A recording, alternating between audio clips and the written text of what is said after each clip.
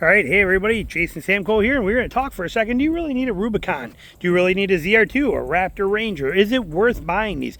Do they actually offer that much benefit over the lower trim levels on there, especially when you're going to off-road? So do you need this to off-road? Is this mandatory to have that kind of thing? I mean, should you spend the money on it? And the answer is harder than that. It's more complicated. Now, will a lower trim level like a Gladiator Sport or Gladiator Sport S or Willys, will it do a lot of the stuff we need? For sure it will. Okay, this just takes it to a next level. Same with a ZR2 versus a Trail Boss or a Raptor versus a Ranger FX4. There's just it's going to do more for you. Now, so what do you do if you don't want to spend that much? Okay, if you don't have it, if you don't want to get this, can you still come out and enjoy, four-wheeling and off-road? And yes, you 100% can. You just have to understand the limitations of the vehicle. See, me, this is my world right here. See those? That's my world, is that kind of stuff. Those things are everywhere out here. That one I know I cannot cross. I've seen it when it was dry last year in bone dry summer, and I'll bet that's probably at least 5 feet deep. 5 to 6 feet deep and rutted out. You can see it's military vehicles that actually go through here, and that's like I said, there is no chance that I could ever dream of going through there. So I know, even with my Rubicon, I know my limitations, and I've been stuck with it before. That's why I carry a winch in the back end. But knowing the limitations of your vehicle is what matters more than what your vehicle is capable of. Okay, if you don't have front lockers, don't go into situations where you're going to need front lockers. If you don't have the approach angle that we have on this Jeep, and you got bumpers and valances and all this stuff hanging down, way down there, don't go crossing washes. Turn around and go a different way, or don't go into there. That's what it boils down to. You can hunt and adventure and fish and camp and do everything with any truck or vehicle that you want to. You're just limited by what the vehicle's capabilities are. That's the downside to it. You will be limited to what it can do, but you could increase those tremendously. Let's say you bought a Wrangler or a Gladiator S. Okay, no lockers whatsoever. Is it still capable? Yes. How would you make it more capable? Put mud tires on it. Put 33s or 35s in a mud tire in there, and that mud tire will give you a lot more traction. Same with the Trail Boss. Okay, Trail Boss is nowhere near the capability of a ZR2, but it's very good. Put some mud terrains on it, put a winch in the back end of it that can mount in a trailer hitch, and you got a vehicle that's going to get you through anything for the most part. So you have that feature and function. The reason that these kind of things shine, a ZR2, a Raptor, and a Rubicon, is because it gives us those capabilities. We can see I carry that winch with me everywhere I go. Stays right there, always there. And the red bag is the cables, and I can plug that thing into my hitch right here, run the cables, drape them over my side mirror, and hook it right to my battery, and I can be up and running with a winch in under 2 minutes if I need to. But it stays there, tucked out of the elements and away. But I have it if I need it.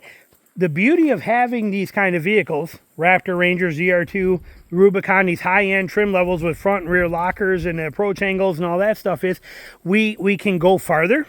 We can go to places others can't. We can get into things that others can't, and we have the confidence to get through the things that make it easier to do, where we have less chance of getting stuck. That is the advantages. But the real world, 99% of people don't have to have this level of capability. They can take the level of capability that they have in their truck existing already, or even like a Pro 4X, okay, a Nissan Pro 4X, which, no offense, is a fantastic truck, love it. But as far as the capabilities of a lot of other trucks out there, it's just on par with a Trail Boss or a Ranger FX4. But it's the highest level that Nissan makes. If you love Nissan Frontier and you want to make it more off-road worthy, you can put a lift on it to gain the ground clearance, and you can put bigger tires on it, 33s or 35s on there even, and you can put a mud terrain tire on there, and now you gain a lot of performance and a lot of traction to be able to do the stuff that you want to do with it. So there are options for any of them out there. But as far as thinking that you have to have this to go out here and explore, to go out here and enjoy the great outdoors, to go four-wheeling, to think, I see it on some of these forums, okay? Without a Rubicon, you might as well just stay at home, stay in a parking lot if you don't have a Rubicon, okay? That kind of thing. Or even out west, too, with the Mojave thing. I see that all the time. You'd never make it down that trail with a Rubicon. It's got to be a Mojave for the suspension. Your teeth would fall out. You hear these things constantly, all the time, all right? And it's all a bunch of BS. Your truck, whatever one it is, will take you out to enjoy your adventures and enjoy the experiences of the great outdoors and do the things you want. Just understand the limitations of it. If you have open differentials, know how they work and what actually happens between the wheels in your vehicle of your four-wheel drive system. If you have a rear locker, know how to use it, when you can use it, and what it does, and when you should and shouldn't turn it on. If you have front and rear lockers, know the same thing there too. Understand your approach angles, your breakover angles underneath this thing, your departure angles. Understand that what kind of tires you have on it. How capable are they? Are they going to be able to hold up to what they do? Are your rims small enough and your tires big enough that you can air down and get that extra traction without having to worry about sidewall punctures and things like that and tears in there and pinching sidewalls? Knowing your vehicle is the key to being able to enjoy everything you want to do out here, okay, this kind of stuff. And it's here for you to take advantage of. In regards to what one you own, you can do it. Just understand what you can and can't do. And when you hit something you can't do, turn around and don't do it. When you find a place you can't get through, like that, don't try to go through it. Okay, that's the differences. We all have limitations. Okay, like I said, even mine will not go through there. There is no possible way. I will be framed out, hanging, wheel spinning. I am dead in the water, and I got to winch my way back out. There's no way I can get through that, so I won't go down it. I turn around, or I actually keep going and come in from the other direction. I love that road, that trail, but I cannot get through this. I know that. Okay, so that's the key differences here. Don't let anybody convince you that if you don't have one of these, that you're nobody or you're not a serious off-roader. Don't let anybody convince you that if you have something that isn't quite as capable, that it has no business being there.